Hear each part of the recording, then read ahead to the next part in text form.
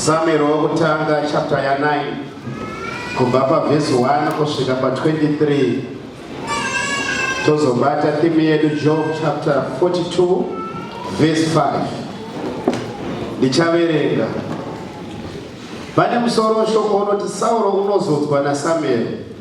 Zvino kwakanga kuno murume weBhenjamini wainzi Kishi mwanakomana waAbhieri, mwanakomana waZerori, mwanakomana waBhekorati, mwanakomana waAfie, mwanakomana waBhenjamini, munhu waiva nesimba neumhare. Uyo munhu wakanga ano mwanakomana wainzi Sauro, jaya rakanaka. Kwakanga kusina munhu pakati pavana vaIsraeri wakanga akamukunda pakunaka. Kubva pamapfudzi ake kusvika kumusoro wake, wakanga akapfuura vanhu vose pakureba. Zvino mbongoro dzaKishi baba vaSauro dzakanga dzarashika. Ipapo Kishi akati kuna Sauro mwanakomana wake, enda nomumwe wavaranda mundotsvaka mbongoro. Iye akapfuura nokunyika yamakomo yaEfuremu, akapfuurawo kunyika yeSharisha, asi havana kudziwana. Zvino vakapfuurazve nokunyika yaSharimo, asi naipapo dzakanga dzisipo. Ipapo vakapfuura nokunyika yavaBhenjamini, asi havana kudziwana. Zvino vakati vachisvika kunyika yeZufi, Sauro akati kumuranda wake wakanga anaye, ngatidzoke hedu, baba vangu zvimwe vangarega kufunga mbongoro, vakufunganya pamusoro pedu. Iye akati kwaari, tarira muguta rino muno munhu waMwari, munhu unokudzwa kwazvo. Zvose zvaanotaura zvinoitika. Hendei zvino ikoko, zvimwe mungatiudza nzira yatingafamba nayo. Zvino Sauro akati kumuranda wake, asi tarira, kana tikaenda tichandovigirei munhu uyu, nekuti zvingwa zvakanga zviri mumidziyo yedu zvapera. Hapana chipo chatingavigira munhu waMwari, tineiko? Ipapo muranda akapindurazve akati kuna Sauro, tarirai, ndine chechina cheshekeri resirivheri muruoko rwangu, ndichachipa munhu waMwari atiudze nzira yedu. Kare pakati pavaIsraeri kana munhu ondobvunza Mwari waiti, hendei kumuoni, nokuti kunonzi muprofita zvino wainzi muoni kare. Ipapo Sauro akati kumuranda wake, ishoko rakanaka hendei. Naizvozvo vakaenda kuguta kwakanga kuno munhu waMwari. Zvino vakati vachikwira kuguta vakandosangana navasikana vakanga vabuda kundoteka mvura. Vakati kwavari, muoni uri pano here? Vakapindura vakati, uripo. Tarirai hoyo pamberi penyu, kurumidzai henyu zvino nokuti wasvika muguta nhasi, nokuti vanhu vanobayira nhasi padunhu rakakwirira. Kana manguti mapinda muguta muchamuwana pakarepo achigere kukwira kudunhu rakakwirira kundodyapo, nekuti vanhu havangadyi iye asati asvika, nokuti ndiye unoropafadza chibayiro. Pashure ivo vakakokwa vachadya. Naizvozvo chikwirai zvino, nokuti muchamuwana nenguva ino. Ipapo vakakwira kuguta. Vakati vosvika kuguta, vakaona Samuel wobuda akasongana navo vokwira kudunhu rakakwirira. Zvino Jehovha wakanga azivisa Samuel. Zuva rakatangira kusvika kwaSauro akati, mangwana nenguva ino ndichatuma kwauri munhu unobva kunyika yaBhenjamini. Unofanira kumuzodza kuti uve mutungamiriri wavanhu vangu vaIsraeri, aponese vanhu vangu mumaoko avaFiristia, nekuti takatarira vanhu vangu, nokuti kuchema kwavo kwakasvika kwandiri. Zvino Samuel wakati achiona Sauro, Jehovha akati kwaari, ndiye munhu wandakakuudza ndichiti, ndiye uchabata vanhu vangu. Ipapo Sauro akaswedera kuna Samuel pasuo akati, ndiudzeiwo kuti imba yomuoni iripi? Samuel akapindura Sauro akati, ndini muoni. Nditumirei mukwire kudunhu rakakwirira, nekuti munofanira kudya neni nhasi. Mangwana ndichakutendera kuti uende zvako, ndigokuudzawo zvose zviri pamwoyo wako. Asi kana dziri mbongoro dzakanga dzakarashika mazuva 3, usadzifunga zvako, nekuti dzakatowanikwa hadzo. asi zvose zvinodikanwa naIsraeri hazvisi kwauri here? Hazvisi kwauri nekuna vose veimba yababa vako here? Sauro akapindura akati, ko hatisi muBhenjamini, worudzi ruduku kumarudzi ose aIsraeri here? Uye mhuri yangu haizi duku kumhuri dzose dzorudzi rwaBhenjamini here? Munotaurireiko kudaro kwandiri? Samueri akatora Sauro nomuranda wake akapinda navo muimba mukudyira, akavagarisa pakakudzwa kupfuura vamwe vakakokwa. Vaiva vanhu vanenge 30. Zvino Sauro akati kumubiki, uye nemugove wandakakupa ndichiti chiuchengeta uri woga. Tichaenda kuna Job chapter 42 verse 5. Ndakanga ndanzwa zvenyu nokunzwa kwenzeve, asi zvino ziso rangu rinokuonai. Jehovha ngaakudzwe nekuti shoko rake rinoyera. Amen. Ngatipopai Mwari chipo chekuombera nekuda kwezuva ranhasi.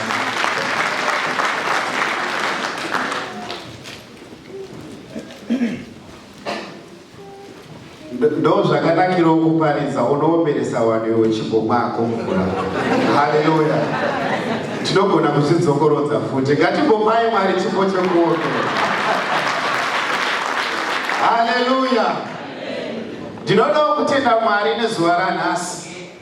Shuwa iri zuva rakadzirwa naJehovha. Mai marange wakanditi inini handidi zvokudeedzwa kumberi. Haleluya. Asi ndongokumbira kuti mai marange wauye kumberi. Haleluya. Ngatimuvapai chipo chekuombera. Tinacheperekedza mai guru wako havadi zvokudonha. Haleluya. Ndoda kutenda Mwari nokuti Mwari ndiMwari wakanaka. Tinacheperekedza mai guru. Haleluya. Mai marange wakamira apa, ndoda kutendawo Mwari. Nekuti nhasi ndoda kuparidza nauye kuti God has a purpose. Chingoudziwo munhu ari pasaidi pangu kuti God has a purpose. Haleluya. Ndinoda kutenda Mwari nokuti ndakaitirwawo nyasha kuti baba bhanda pavaiparidza ndandiripo. Amen. Saka vakati kune maspecial class anononoka kubata. Zvekuti ukati 1+1 iye anononoka kubata kuti ndi 2. Hanzi mangwana anozoti ega uzoti ya ndazvibata ndi 2. Haleluya. Saka ndinofara nokuti pakati pedu hapana maspecial class. Amen. Haleluya. Mai marange wakauya kwandiri some 6 months ago. Zvikanzi shamwari, ndiri kushayiwa weight chairo rinenge rakadzikama rinowanzirisa. Haleluya. Zvikanzi shamwari ndaenda kumwedzi. Ndikati ko inyaya yevakadzi yekuti vanongopota vachiita sei? Vachienda kunguva dzakadaro. Haleluya. Then handina kuzvisa musoro. After month yapera ndokubva vauya zvakare. Zvikanzi shamwari ndaenda kumwedzi. Ndope ndakazozviti dhuu. Ndikati nyaya yakabhotaurika futi mwedzi wakapfuura. Haleluya. Saka auya futi achititaura ndo ndazoti iwe chii chiri kumboitika? Zvikanzi ko iwewe hausi kuda mwana here? Ndikati ndikati saka iwewe unoronga nyaya yevana inini baba ndisikazvizivi. Ko vana havabve kuna Jehovha here? Haleluya. Ndokubva ndati mudzimai wangu pfugama, nekuti vana vanobva kunani? Vana vanobva kunani? Ndokubva wapfugama. Haleluya. Mazvitai mai marange ndai munogara pasi. Nawo zvadaro ndokubva tanamata. Ndikati baba, sezvakaitwa naIsaac, anodedza Rebheka zvikati amai pfugamai. Adedza Rebheka ndokuziva Isaac kuti amai vangu Sera vakagara nguva yakareba vasina mana. Then Rebecca, the Bible says she was barren. Ndokubva apfugamisa Rebheka ndokuisa ruoko pamusoro ndokunamata kuna Ishe wamadzishe, ndokunamata kuna mambo wamadzimambo, ndokuziva kuti vana vanobva kuna Jehovha. Haleluya. Ndokubva vanamatira Rebheka. After some time Rebheka ndokubva abata pamwiri nekuti mwana anobva kuna Jehovha. Mai marange, mwana anobva kuna Jehovha. Ndokubva tanamata Jehovha, ndokubva wazviratidza. Mwedzi pawakangopera ndokubva vauya vachiti shamwari, tinoda kukunza Mwari. Hallelujah. Right now as we speak, she's 4 months. Hallelujah. Amen. Mune chipenyu chiri munhu, mune kamwana kari munhu, mune chinokonza kuti anongonzwa sokuda custard pakati peusiku nekuti pane chaakatakura. Hallelujah. Hallelujah. Ndakataura naye ndikati shamwari nyaya iyi ndichanoiparidza zvikanzi aiwa hazvidere kuti tizotaura nezvazvo pane mwana. Ndikati that's being superstitious. Because the blessing of the Lord ended no sorrow. Hatina zvedu zvinorondwa nemweya yetsvina. Tava kuzozivisa Satani kuti hauna simba. Zvanzi panapo pane chigaro chitsiko chaSatani. Ndaunzwaona mufundisi. Mufundisi vawaparidza vati pane chigaro chaSatani.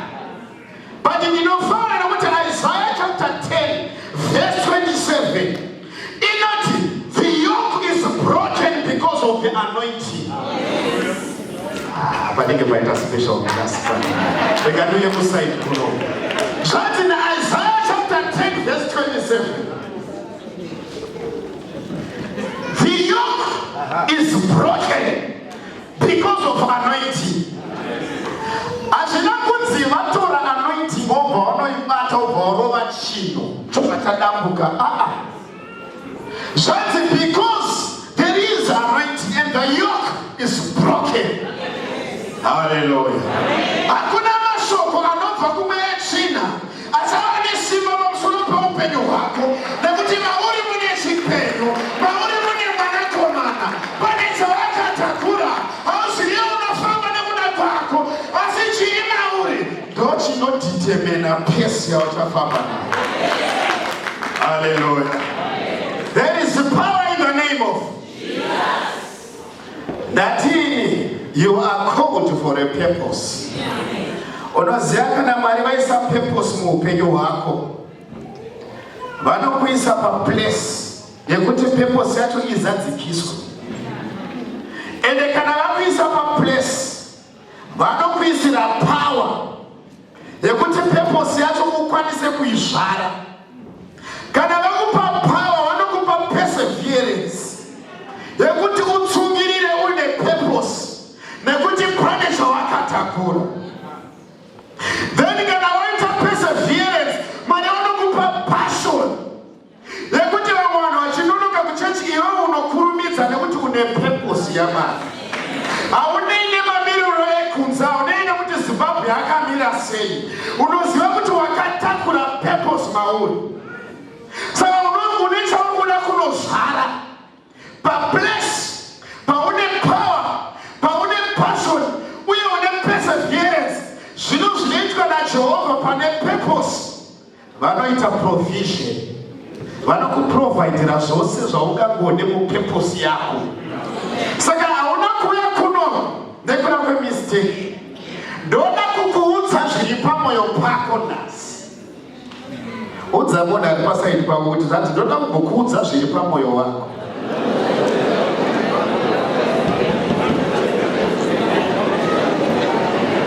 Hallelujah. Aiwa, ndisina kukusumudza, inokuprofita, inokupai mafoni, ndokutaura phone number dzenyu. Aiwa, ndoda kukuudza zviri pamwoyo pako. Hallelujah. Udza munhu ari pasaidi pako kuti zviri pamwoyo wako zviri kuzivikanwa naJehovha. Iyeyu Jehovha uyu ndiye anoziva vhudzi riri musoro mako. Anoziva tsoka dzaunofamba. Anoziva nyoka dzinofamba muberere dzechida kukuataka. But ndinofara nekuti chinotanga itsvimbo nyoka isati yauya pamba. Chinotanga isolution situation isati yauya. Chinotanga kupora urwere usati hwauya. Hallelujah. Chinotanga ianswer pasati pava nemubvunzo. Hallelujah. Inini hangu makasanakirwa neshoko racho, ndiri kutonakirwa naro. Amen. Hallelujah. Tawerenga nenhau yemurume anonzi Sauro. Sauro ari kuyamuka mabhodha. Haasiri anochikonzero chacho chekuyambuka mabhodha. But chikodzero ndechekuti baba vake ndo vakarasa matongi. Varasa matongi ndokubva vanogara zvavo vati mwanangu Sauro huya. Sauro ndokubva auya zvikanzi tora mumwe waungaende naye uteye matongi akarasa. Haleluya. Ndopaanotanga kuyambuka mabhodha achienda kunyika yaEfraimu. Matongi hapo, pana Sharisha hapo, pana Sharimi hapo, pana Benjamin hapo, panyika yeZufu. Ndopaanozoti kune muranda zvikanzi iwe kana iri nhau yematongi yatobva pamwoyo wababa. Baba vakutofunganya kuti wangu mwana akaenda akayambuka mabhodha eSaya akatorasika. Saka baba vakufunganya nezvedu kwete nezvematongi. Saka ngatidzokerei kuna baba tinotaura nababa.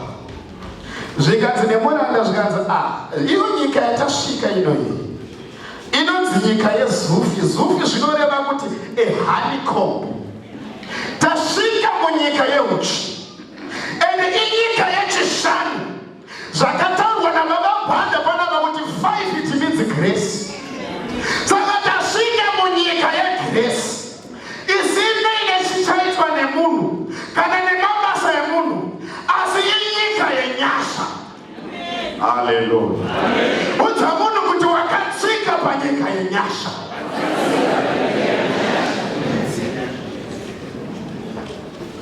Ndopa wanoenda kune munhu waMwari. Zvakova zvazvanzi naSauro.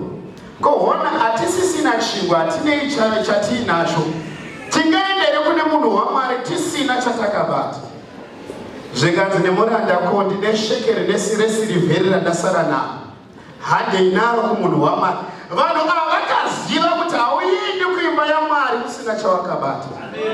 Hauendi kuimba yaMwari usina zvauyinacho. Haleluya. Ezvinezvi kumba kwenyu mapa zviziviso kudhara. Asi zviziviso zvemari kana zvakutaura kuchechi kuti unzai zvegumi munotsama. Asi munoda kutaura grosari rekumba kwenyu, grosari remwedzi, grosari revana, grosari ramunoda. Asi kuchechi muimba yaMwari munonzi unzai zvegumi kuitira kuti matura, mabaskets apfachukire avemo muimba yaMwari bimunotsama. Haleluya. Amebi ndikutaura nevanhu vasiriwo. Ndofunga vanapa vanhu vari kupa zvegumi nayi.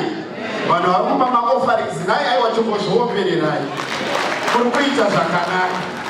Haleluya.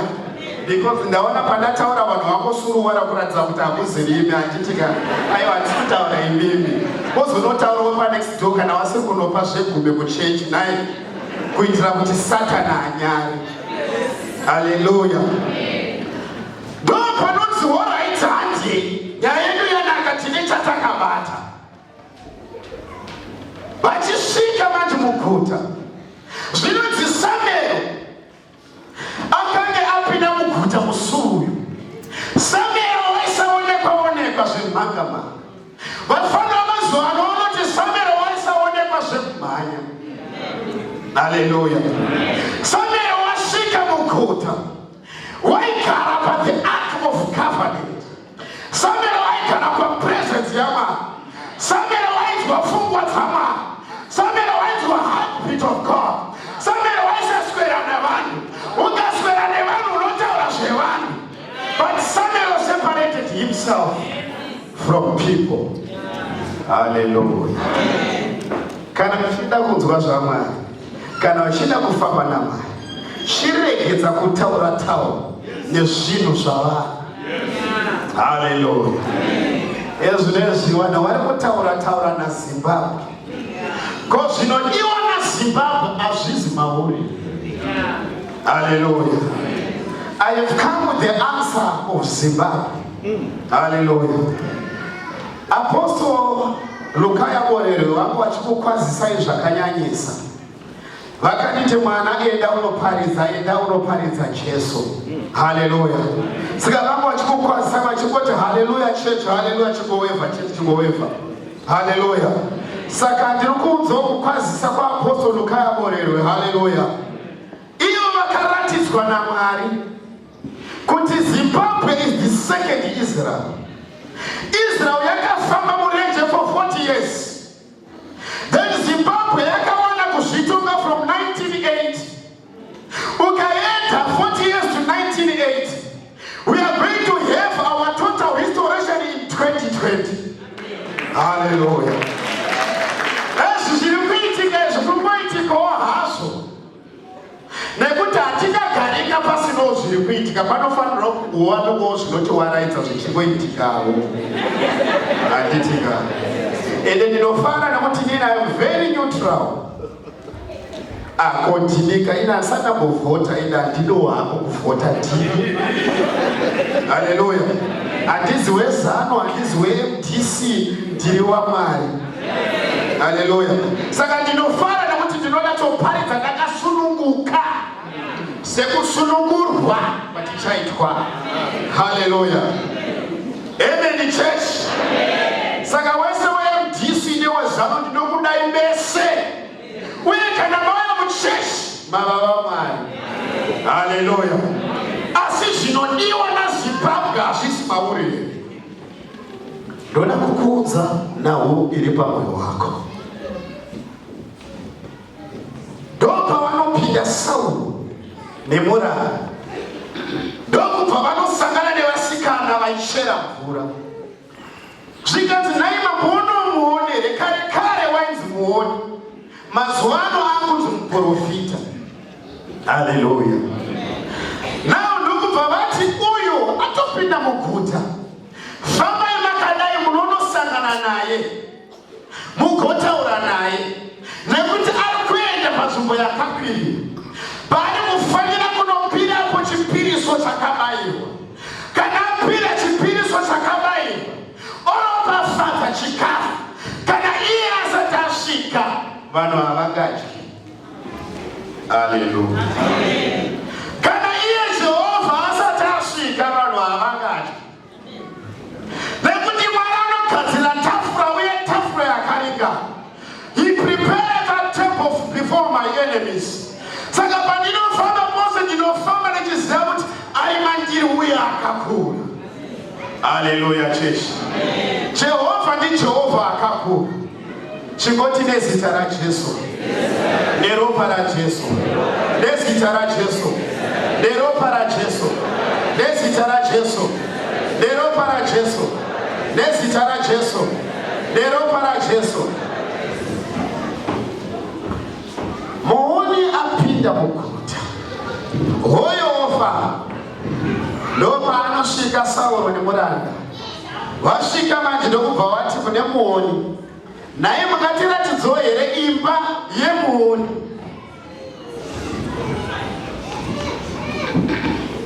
Haleluya. Anzwa nezvemuoni. Maziso ake ari kuona muoni. Ndopa anobvunza kuti naini mukatiratidzo here kumba kwemuoni. Nzeve dzake dzakavhurika. Maziso ake akavhurika. Asi pamberi pake pane muoni waasiri kuona. Ndaisimbodzwa nezviri. Asi nhasi meso angu aona. Haleluya. Zvoreva kuti maziso aripo asi pane mamwe maziso. Nzeve dziripo asi pane dzimwe nzeve. Haleluya. Nazvipana pamese makatitarisa imini. Naika. Asi kune vamwe vane mamwe maziso vari kuona zvavari kuona. Mamwe maziso acho anobva kuna Mwari, mamwe anobva kuna Satani. Haleluya. Aiwa ko ndamboya kuzokutsamwisa here. Ini ndoda kurova Satani nhasi left right center. Ndapedza ndobva ndaenda kumba. Ini ndokusiyai makanaka zvenyu atisinga kumborova ini. Haleluya. Saka chingoweva hako so. Haleluya. For the weapons of our warfare are not carnal but mighty through God to the pulling down of strongholds. We cast down every imagination and every high thing that the knowledge of God. Saka every imagination, mifungo, muono wa mifungo isina kururama inova kuna Satani. Tinowisira pasi. Zvinonzi Josefa wakangofunga kuti Mary zvaane nhumbu. Rega ndimusiye ndisamunyadzisa ndimurambe chinyarare nekungofunga chete. Bible rinoti denga rakabva raburuka ngirozi ndokubva yati usatya zvako kutora Mary nekuti chiri paari ndechangu yamutsvene. Mazwi emuromo wangu nekufunga kwemwoyo wangu ngazvigashirike pamberi penyu. Oh, tenzi muri simba rangu nemununuri wangu. Kungofunga chete. Because thoughts are things and words are spiritual containers. So whatever we say, they will come to pass. Because Matthew chapter 5 Matthew chapter 8 verse 5. When Jesus entered Capernaum, there came a centurion soldier. Then he said, Master, my servant is lying in bed and he is paralyzed and he is tormented by pain. So please come and heal my servant. Okay, I'm coming to heal your servant. Then he says, no, Master, I am not worthy that you must come to my house, but just speak a word. Because I am a man under authority. I say to this soldier, go. And he says, thank you. Then he goes. I say to this soldier, come. And he says, thank you. Then he comes. So I send my servants and they go. And they follow my instructions. So Master, just speak a word and my servant will be healed. Then the Bible says, and Jesus marveled. And he said, I've never seen such faith even in Israel. Jesus knows there will come people from east and from west. And they will enter and sit with Abraham, Isaac and Jacob. A centurion soldier, one, a centurion soldier, two, Israel. A centurion soldier, three, asi iye wakashamisa Jesu nekungotenda chete chete. Hallelujah. Ndasumudza mai marange nekuda kungovhongodza kutenda kwemwe munhu kuti Mwari ari pano nhasi anoita zvinhu. Mwari ari pano nhasi anoshandura situation yako. Mwari ari pano nhasi anoshandura Zimbabwe. Mwari ari pano nhasi akakura ndi Mwari wamasimba ose. Akapegura mazuva ake. Muchinda webvudzi chena. Shumba yerudzi rwaJudha. Hallelujah. Ndinoremekedza Jehovha pamukana uno panzvimbo ino. Ndinoremekedza Jesu Kristu nekuti vakafa vakamuka. Ndinofara nekuti Jesu vachienda mudenga vanoti tichamutumbirai munyaradzi. Zvino tina Mweya Mutsvene anogara matiri. Iye Mweya Mutsvene kana otanga kuparidza pane zvinhu zvinoitika. Zvanzi nemuparidzi pakava neearthquake. Mwari vakange vasimwa muearthquake. Pakava strong wind. There was no God in the strong wind. Then there came fire. But Mwari vakange vasimwa mumoto. But there came a gentle voice. A gentle voice. A gentle voice. A gentle voice came. Then this gentle voice said to Elijah, what are you doing here? What are you doing here, Elijah? Why are you running away from Zimbabwe? You have been crossing borders. You have been crossing situations. You have been looking for donkeys. But no. You are not a donkey chaser. Hallelujah. Saulo ndo paanotaura nemuoni. Zvikanzi nemuoni ndini muoni. Ende chinzwa imanje. Nyaya yavakaendera kune muoni haisi kunobvunza madhongi mapanzwawo. Nyaya yavakaendera kune muoni ndeye kunobvunzira nzira yekuti vadzokere kumba kwavo. Ivo vafambira nyaya yemadhongi. kufunganya.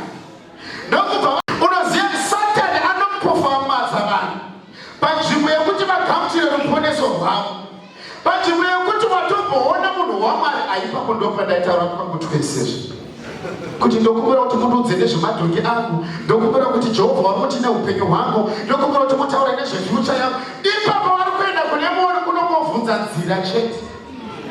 Haleluya. Ezvi panapa pane mumwe munhu auya muuvapo hwaMwari anonamata chingoti baba munongondiziyawo, aiwa matambudziko panyika, rufaro kudenga, baba munongondiziyawo zvangu zvanyanya, yesi ngazvinyanye. Haleluya. But pane kudiwa munhu ane munamato une kuti anoti baba ndinokurumbidza nokuti mapisarema 100 verse 4 inoti I will enter his gate with thanksgiving and I will enter his courts with praise. Nyangu zvakanyanya ndinokurumbidza Jehovah. Nyangu ndakarohwa nemurume baba, I will still worship you. Even if I don't have money in my pocket, I will still praise you, God. Even if I don't have a job, you will still be God in my life. Job anoti ndakakutsvaga ikumberi kwangu handina kumbokuona, ndikakutsvaga ikuruboshwe handina kunzwa nezvenyu, ndikaenda kurudyi handina kukuonai baba, ndikaenda kumashure handina kumbunzwa nezvenyu. Asi makaziva kuti nyange ndikasangana nezvinorema ndinobuda ndechibwinya segoridhe. Haleluya. Haleluya chechi. Kudenga ndiye anotonga, panyika ndiye anotonga, munyanza ndiye anotonga, ichewewa iko kudenga ndiye anotonga, panyika ino ndiye anotonga, kumasa kwenu ndiye anotonga, ichewewa hama hakuna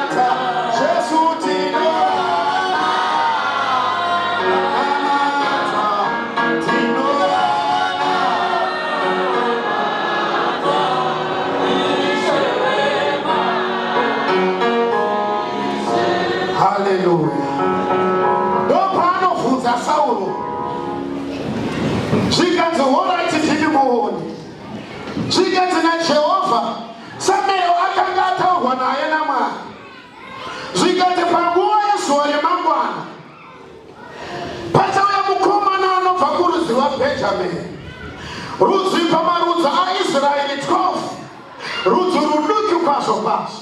Haleluya. Iye kana auya ndoda kuti umuzodzi kana auya sawa ndoda kuti umuanointi.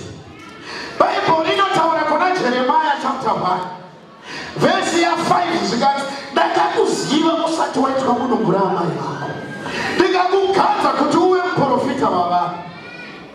Haleluya. Zvinonzi ndakugadza pamusoro peushe namarudzi kuti unowisira pasi unopwanya unokoromora nekudzura unodyara nekusima. Saka anointing yaiswa pana Jeremiah yakanga yekunodzura yekunopwanya yekunowisira pasi uye nekunopwanya zvinhu zvose.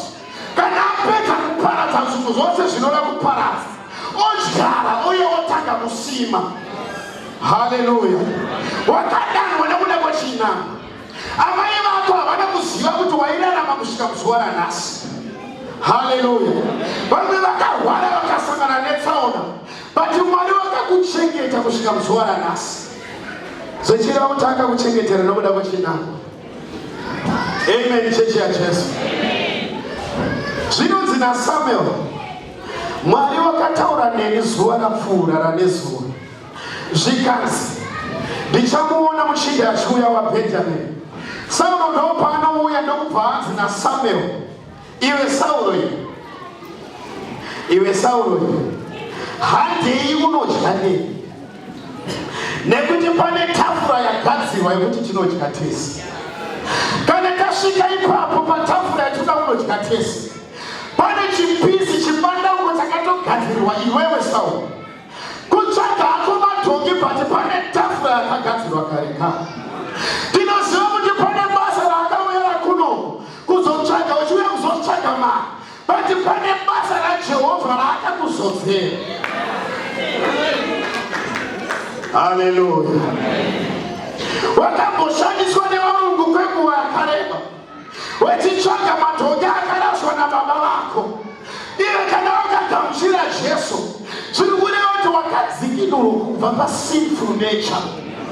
Kana munhu ava muna Kristu Jesu chava chisikwa chitsva zvekare zvapfuura akurarama upenyu hutsva zvoreva kuti asinful nature yaparara. Haleluya. You are now a new creature. Wakufamba mukutaura kutsva. Amen. Zvikanzi naSamuel Saulo, come to me. Kana iri nhau yamadhongi ako akarasika mazuva 3 akapfuura ziva kuti akatowanikwa kudhara asi zvinodiwa naIsraeri hazvizi pamwoyo wako here. Haleluya. Zvobva zvanzi ndoda kukuudza zviri pamwoyo wako. Bata mwoyo wako. Bata mwoyo wako. Nhasi ndoda kukuudza zviri pamwoyo wako.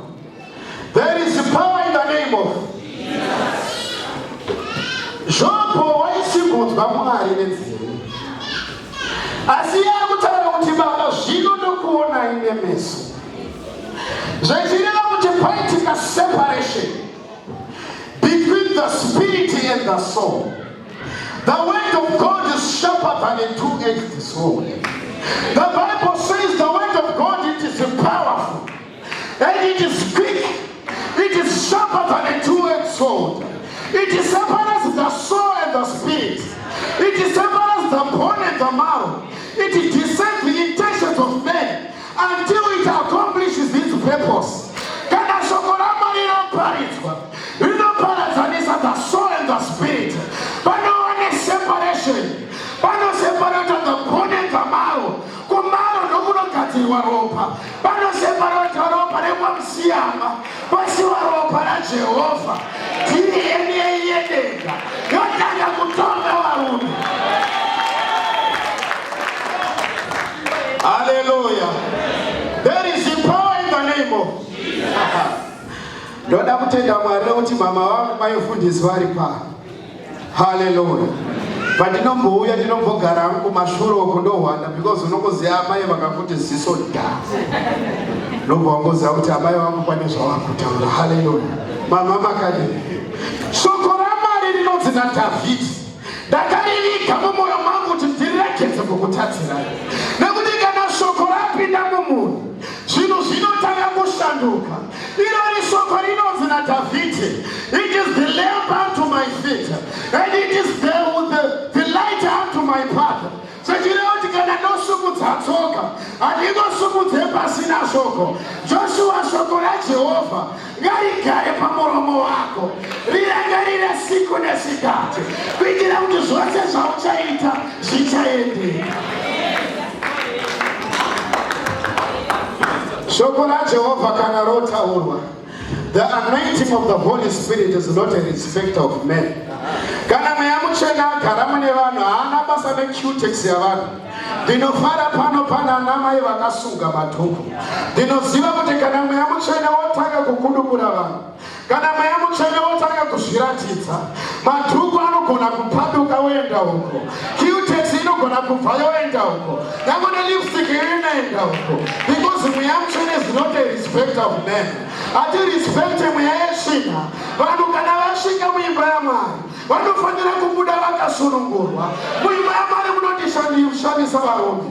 Kana munhu akapinda ari murombo anobuda ava mupfumi. Kana munhu akapinda akasungwa anobuda asunungurwa. Kana munhu akupinda akaremerwa anobuda aturwa mutora. Ndopanonzi naDavid, I was glad when they said unto me, let us go to the house of the Lord. Because wakaziva kuti muimba yaMwari pane zvaitika. Vasina meso vaisvikudzwa. Vana Jobho vambotangira pamweya, vafamba nematambudziko, vaakurarama munyama. Nekuti Jobho wakatangira pana Mwari, achifamba mukutaura kwaMwari, achinzwa Mwari Jobho, achinzwa voice raMwari Jobho. Anoti kune mukadzi wake, nhayo mukadzi dzakakwana here. Handingatunga Mwari nekuti Mwari ndiye wakandiita. Ndiye Mwari asingakotsiri kana kuzorora. Iye wamasimba ose agere pachigaro. Musharuka akakwegura mazuva ake. Anoti kana ataura zvinhu zvinoitika.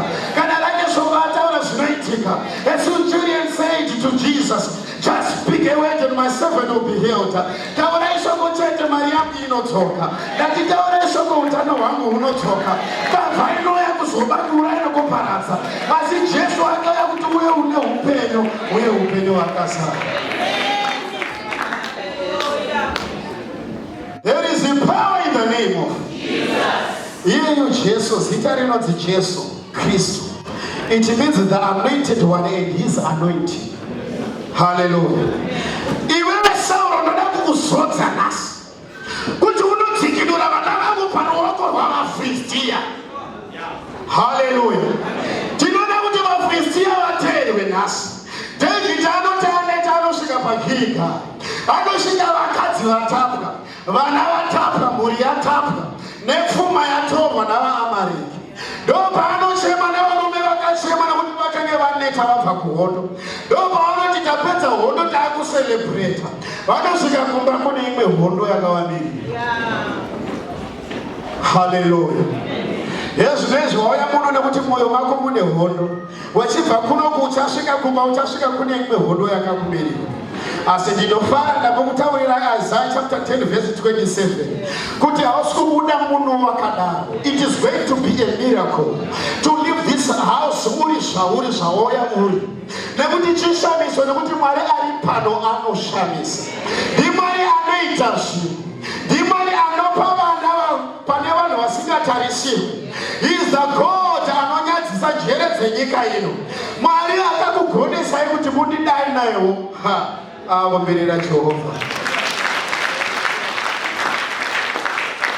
Pane vaparidzi vakawanda vanogona kuparidza kukunda ine. Asi ndinofara nekuti makagara pasi nekuti ndindapiwa nguva. Hallelujah. Zvechikuitwa chete naJehovha wamasimba ose. Ndiye anogadzira nguva nemukana. Iye anobvunza Jobho akugunun'una pana Mwari. Akugunun'una Jobho anetsekana nemarwadzo enyama. Chiri kubatwa chete naSatani inyama. Satani wanzi naJehovha enda hako unombotamba naye. Pita kutenda kwako iwewe. Ndakunamatira kuti kusazowisirwa pasi. Asi muvengi apiwa mvumbo yekuti ambokupepeta session. Uchambopepetwa session. Hallelujah. Panopepetwa zvino. Tinofara nekuti chinosara chakanaka ndo chinosara muriseni. Zvakaipa ndo zvinosuduruka. Uye zvinonzi muti unoburitsa zvibereko ndichaupasura kuitira kuti unyanyise kubereka.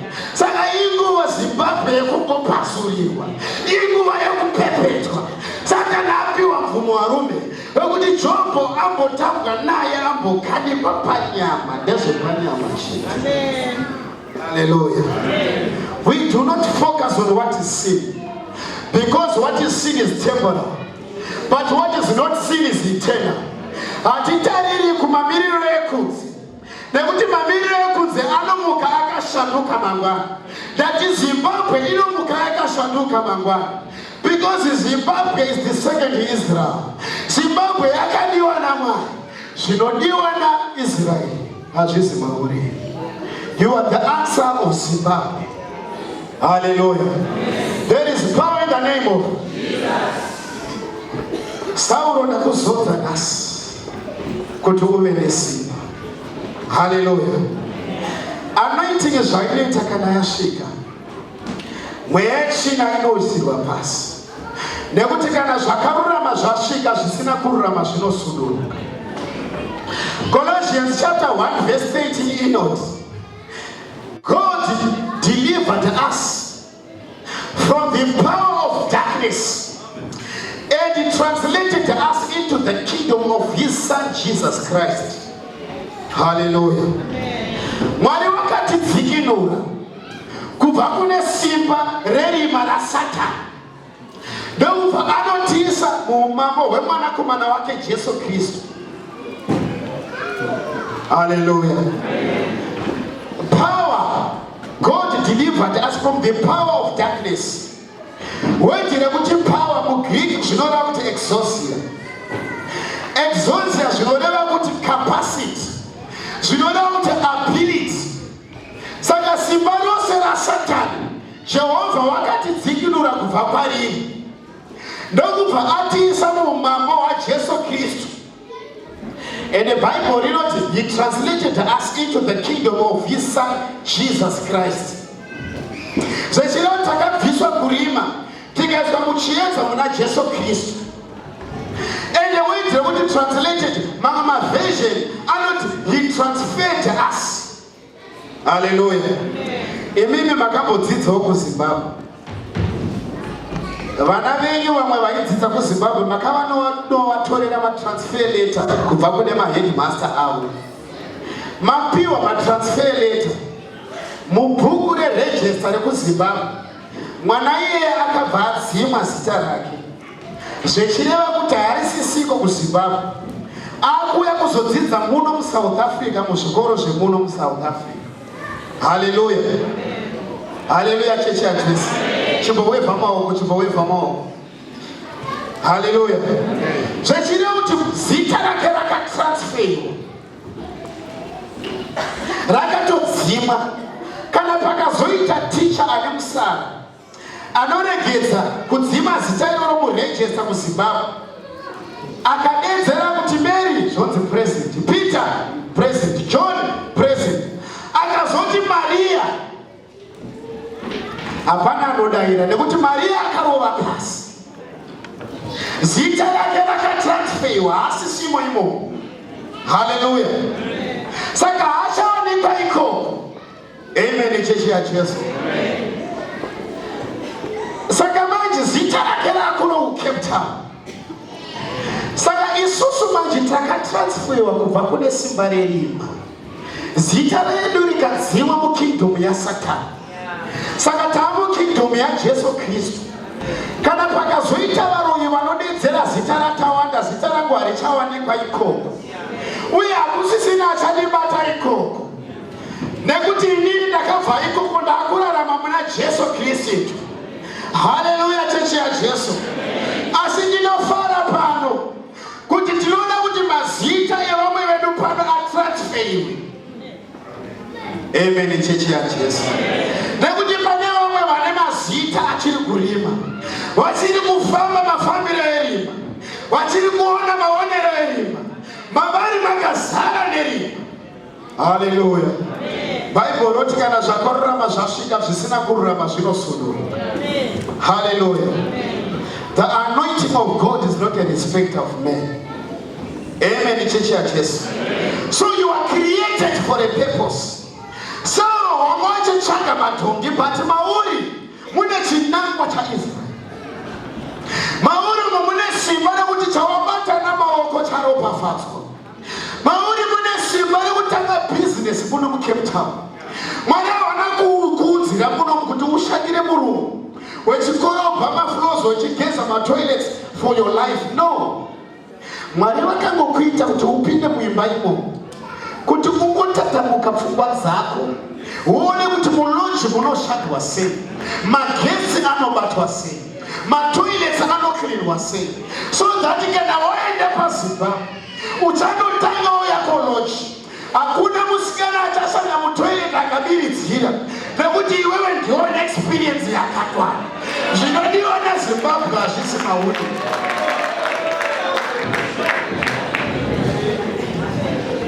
Hallelujah. Vamwe takamboitirwa nyasha naMwari kuti takamboshanda musecurity. Taiva masecurity guards kuClifton uko patakasvika muno muSouth Africa. Nekuti muno mamusi mekuti munozvikudza wobva wati chero wobva wati ndoda basa rakati. Hallelujah. Pane imwe nguva yekuti panongouya reservice. Nekuti unenge uchida mari yerent, uchidawo mari yekudya, uchidawo yechegumi, uchidawo kufamba usingakwerete vanhu, nokuti Bible roti ivai vakweretesi kwete vakwereti. Hallelujah. Hallelujah. Chechi ya Yesu. Now ndokubva ndaitawo security officer. Taifambawo tichipfekawo mauniform edu eblack nemabelt anenge emapurisa, asi takanga tisiri mapurisa. Taione mabaton stick anenge emapurisa asi tisiri mapurisa. Taione zvimwe zvinenge zvinyembe zvefeki zvakange zvirumo zvekunge zvemapurisa asi tisiri mapurisa. Asi takanga tichitonzi security officer. Takatonyorwa apa nemaname tag zvokuti vaitotiona vaitotiverenga wotoona pakanzi security officer Tawanda. Hallelujah. Tiri security officer. Ende taiti kana takugata motikari dzauya dzichipamba tisu tainovhura mageti, tovhura vopinda vane motikari dzavo vachinopaka. Kana vakubuda tovhura futi mageti vobuda nemotikari dzavo. But izvozvo hazvina kutitadzisa kuverenga shoko raMwari, because hakuna basa rakanaka sesecurity. Nekuti nguva dzakawanda unenge wakagara zvako wechiona motikari dziri kupfuura, wechiona vari kupfuura nevanongokwira nekudzika. Hallelujah. Wakarivara zvako paunozongoona motikari yawe ndopaunozosumuka. Ende kunongo hakusarutwe senge zvekuZimbabwe kuti unongosaruta pese pese. Kunongo unotoendawo zvakanaka wotonoti good morning wotopindawo zvakanaka. Hallelujah. Rakanga riri basa, the humble beginnings. Usashora level yauri. Iyoyo level iyoyo Mwari pane zvavanoda kuita newe. Mwari vanonyadzisa njere dzenyika. The Bible says there was a man who had leprosy. Ainzi Naaman. And the solution ya Naaman yakauya nekahouse girl. Hallelujah. Haina kuenda vakange vane madegree, yakauya nekahouse girl. Uri house girl muchabuda muno wechiti baba ndaibvunzwa nezvino asi meso angu aona.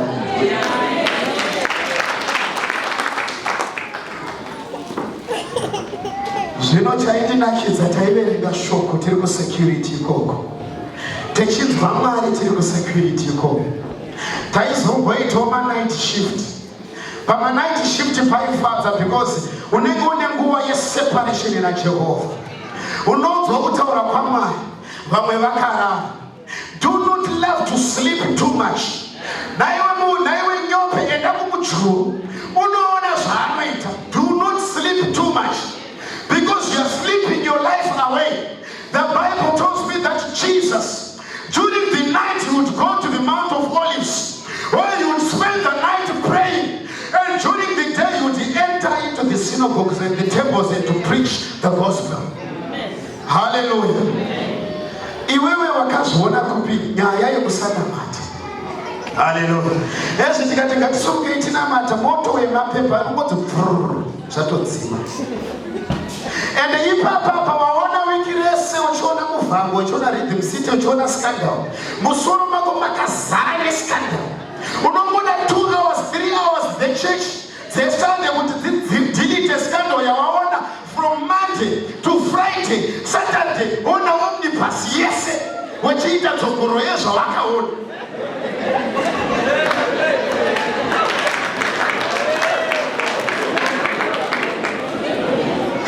Hallelujah. You are a spirit and you have a soul and you live in a body. Job achifamba achinzwa anoti nemukadzi tuka maya nekuti uona zvavakuita, wava nemaronda, pfuma yako yapara, vashandi vako havasisipo uye hausisina zita. Kana usisina pfuma zita rinopera. Haleluya. Nekuti chiremera chinobva. Kune vanotoda kukudzwa nekuti vane chiremera chepfuma. Haleluya. Pfuma ikangobva unotoona nekuti dzimwe shamwari unotoona kuti pane dzimwe shamwari dzakanga dzichimbourira pfuma chete. Ndopaunoona shamwari dzechokwadi neshamwari dzefeki kana usisina chinhu uye kana uri mumatambudziko. Haleluya. Ezvinezvi vakagarika kungorova mbaba nasatani cheche ndomba unotanga kuimba Mwari mubatsiri wedu ndakarana zvino munziri mune hando vanhu havadi zvokunamata. Haleluya. Job tuka Mwari wako nekuti una situation. Job akanga ane zvikonzero zvese zvokuti atuke Mwari. Kwakagara ipapo une zvikonzero zvese zvokuti utuke Mwari. Kana uchiona nemuono wenyama, you have all the rights dzese dzokuti utuke Mwari. Konyika ino yakanaka nemaZimbabwe akanga asingaiti marights avo kunyika kweZimbabwe kunongova kutotaura kuti inini I know my rights. Hallelujah. Kana nevana vatinodzidzisa vanotokudza kuti I know my rights sir. You cannot say that to me, you are humiliating me. Vanavo vanenge vachitaura kudaro. Hallelujah. Asi ndinotenda nekuvimba kuti muZimbabwe akakwana. Kana mwana akadaro pazere vanhu, muZimbabwe akakwana anomuremekedza, womutora, woenda naye muimba yakavharika, wonomuvharira imo. Kana amuvharira, womuvhurira shoko, ovhura panoti kana uchida kuti mwana agova munhu akapfekeka, anopenga wiga shamu, asi kana uchida kumupa nzira nenhaka yakanaka inozomuchengetedza mangwana, buritsa shamu, wotanga kurova mwana kusvika mwana aita right. Ndozvinoitwa nemuteti.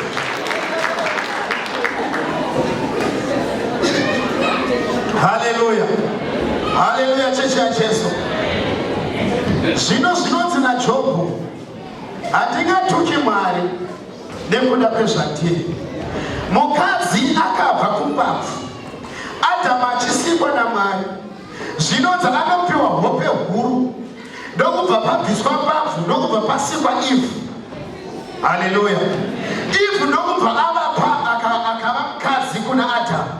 Adhamu achimuka muhope huru, anoti this is bone of my bone, flesh of my flesh. Haleluya. Mukadzi akabva kwandiri. Ene mukadzi zvinomirira chechi. Haleluya. Ene mukadzi zvinomirira temberi yaMwari. Zvino takabva kuna Jobhu, chakuti kuna Jobhu tuka Mwari, nekuti hona zvaitwa naMwari muupenyu hwako. Kana dai vaiva Mwari vangadai vasina kukudai, tuka kuMwari kuti uone kufa. Asi Jobhu anomira pakuti. Haleluya chechi yaJesu. Haleluya chechi yaJesu. Now Saul vataura naSamuel zvikanzi iwe Sauro, Mwari vachitaurira kuti madhoki ako anga achitsvaka akatowanikwa. Haleluya. Toda kunamata nhasi nemufungo wekuziva kuti madhoki edu atati chitsvaga akawanikwa. Kana vari vana vakange vabva panzvimbo munjere dzavo, toda kunamata tichitarira kuna Jehovha wamasimba ose, tichitarira munyika yemweya tichitenda kuti pfungwa dzadzokera panzvimbo. Nekuti kana tonamata munamato wekutenda, tinoziva kuti nyika ino yakasikwa nekuda kweshoko raMwari. Tinotaura shoko kune njere dzakarasika dzichidzokera panzvimbo, nekuti Jehovha ndiMwari wamasimba ose. Haleluya. Muzuva ranhasi toda kusvika panguva yatinonamata Mwari vatiitire zvakanaka. Handinzi kupfuurira mberi, asi ndinoziva kuti Mwari pane zvavanoda kutoita. Haleluya. I feel the anointing of God which is going to move in this place like never before. Mwari vanoda kusunungura vese vakasungwa. Haleluya. Mwari vanoda kusunungura vese vari kurwara. Ndinoziva Mwari kuti vanorapa vese vanorwara. Haleluya. Ndinoziva kuti Mwari vanosvinudza meso ese evanhu vakapofomadzwa. Ndinoda kuti nditaure mumwoyo wako kuti zvese zvinodiwa naMwari zviri mumwoyo mako. Zvese zvawanga uchichema madhoki waifunga kuti wakaurira muSouth Africa kuzotsvaka Mwari. Mwari vane chinangwa pamusoro peupenyu hwako. Mwari vakaisa chinangwa chekuti unoparidza shoko raJehovha. Mwari vakaisa chinangwa kuti unosvinudza vose vakapofomadzwa. Haleluya. Waisomborota hope uchiparidza hope idzodzo dzikadzima. Asi nhasi Mwari vandituma kuti I want to stay up the gifts which are in you.